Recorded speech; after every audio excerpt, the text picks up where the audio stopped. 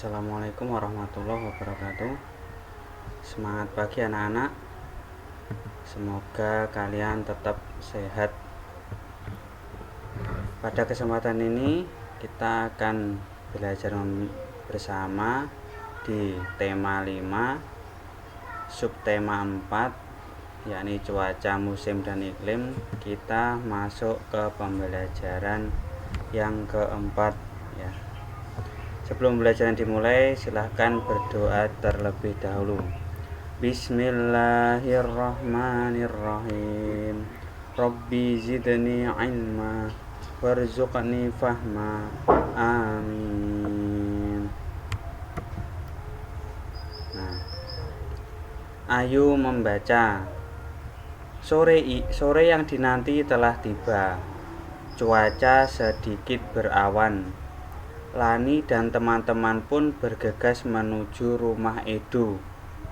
Mereka ingin segera bertemu dengan Pak Tono.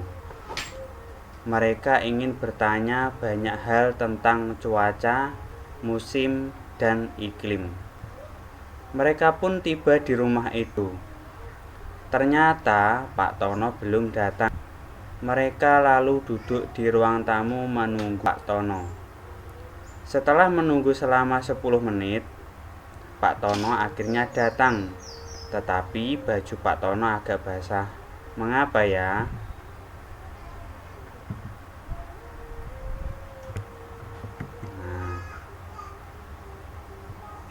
Halo anak-anak, maaf ya Bapak terlambat. Bapak tadi kehujanan. Bapak tidak membawa payung. Jadi Bapak berteduh dahulu. Iya Pak, tidak apa-apa. Oh iya, nama saya Edo. Ini teman-teman saya. Wah, kebetulan sekali. Itu contoh tentang perubahan cuaca. Iya, betul. Di sini cuaca cerah. Ternyata di tempat lain hujan. Iya, beberapa hari ini cuaca cepat berganti.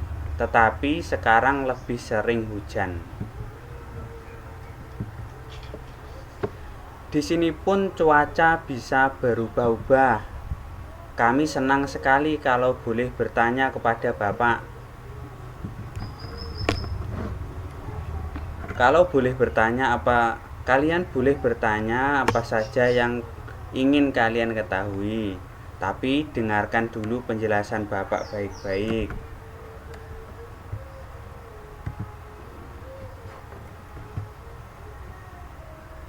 Ayo membaca. Yuk, kita baca dulu bersama-sama. Bisa kalian buka di buku paket kalian ya. Perbedaan antara cuaca, musim, dan iklim. Kita sering mendengar orang menyebut istilah cuaca, musim, dan iklim. Namun, banyak yang masih bingung tentang perbedaannya. Cuaca, musim, dan iklim merupakan keadaan udara di wilayah tertentu. Cuaca diamati pada suatu wilayah yang kecil dan waktu yang singkat. Cuaca ini diamati harian dan dapat berubah setiap harinya. Kadang-kadang pada hari yang sama cuaca bisa berubah.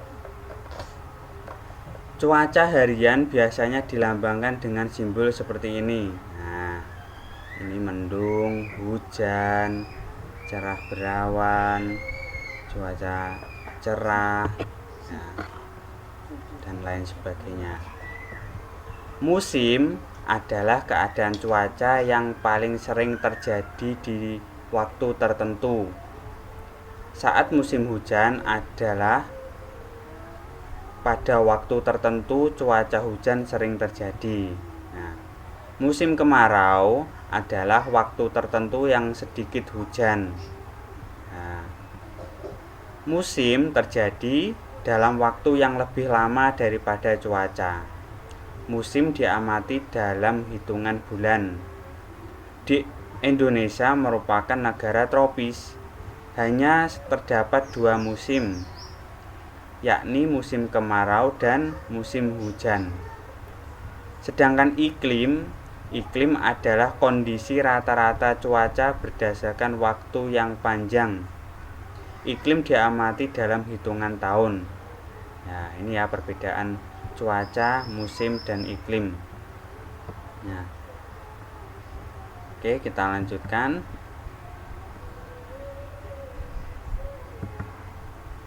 Setelah membaca penjelasan tadi, marilah berdiskusi. Apakah yang dimaksud dengan khatulistiwa? Nah, garis khatulistiwa adalah garis yang mengelilingi bumi. Garis ini ada di tengah bumi. Negara kita terletak di garis tersebut.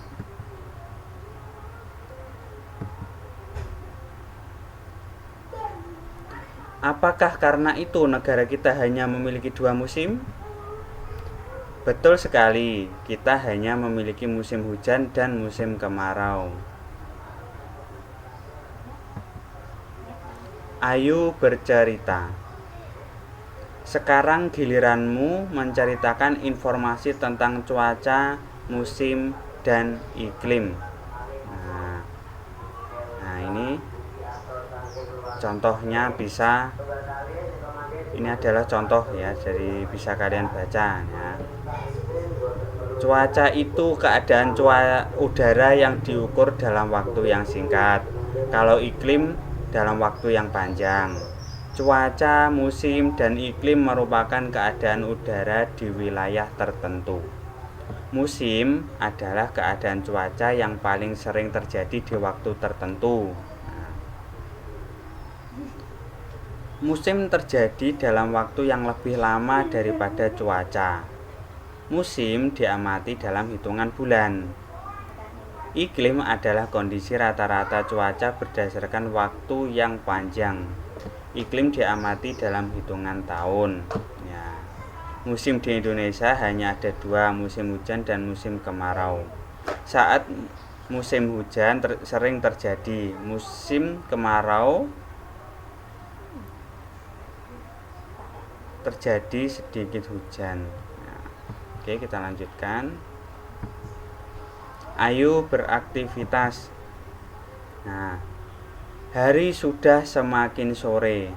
Cuaca yang tadinya berawan kini berubah mendung.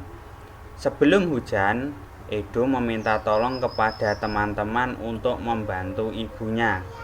Lani dan Siti membantu mengangkat jemuran yang kering.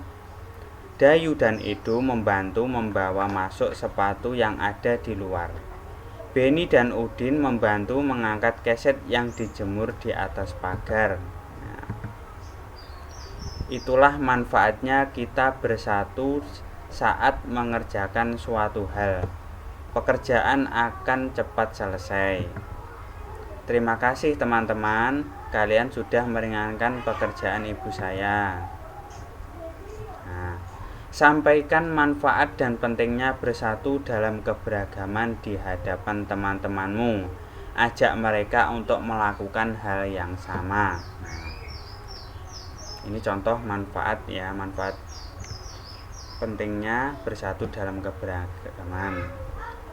Dengan persatuan, pekerjaan menjadi cepat selesai. Selain itu, dengan persatuan juga meningkatkan rasa persaudaraan. Persatuan dalam keberagaman banyak sekali manfaatnya. Di antaranya sebagai berikut. 1. Bisa memperluas hubungan kekerabatan. 2. Bisa menumbuhkan sikap toleransi. Yang ketiga, saling bertukar pemikiran dan pengalaman. Keberagaman di sekolah membawa banyak pengalaman dan pemikiran yang bisa digali. Selain mempererat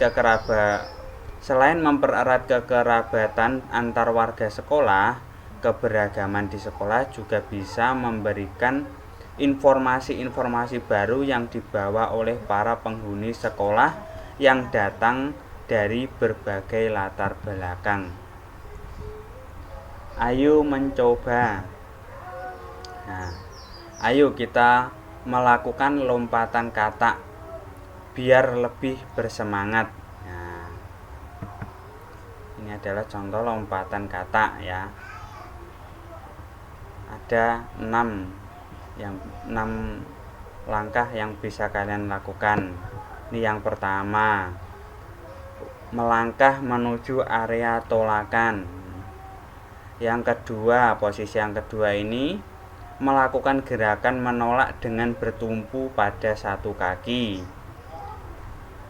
Bertumpu pada kaki yang lebih kuat ya. Yang posisi ketiga ini melakukan gerakan melayang. Nah, kaki tumpuan lurus ke belakang dan kaki yang bukan tumpuan ditekuk ke depan. Nah, kakinya yang bukan tumpuan ditekuk ke depan ini. Yang posisi keempat, Udin ada pada posisi di udara ya. Kedua kaki dirapatkan dan ditekuk ke depan. Nah, ini kedua kaki dirapatkan dan ditekuk ke depan. Kedua tangan ditekuk ke atas. Nah, posisi kelima, ini posisi siap mendarat ya. Kedua kaki dan tangan lurus ke depan. Nah, sedangkan ini yang terakhir posisi keenam, kedua kaki mendarat di atas matras ya. Kedua kaki mendarat di atas matras dan kedua telapak tangan menumpu di atas matras. Nah, oke ya. Lakukan bersama teman-temanmu secara bergantian ya. Boleh, bisa kalian dicoba di rumah, tapi harus didampingi oleh orang tua atau kakak kalian ya. Oke, cukup sekian yang dapat Pak Fatri sampaikan. Wassalamualaikum warahmatullahi wabarakatuh.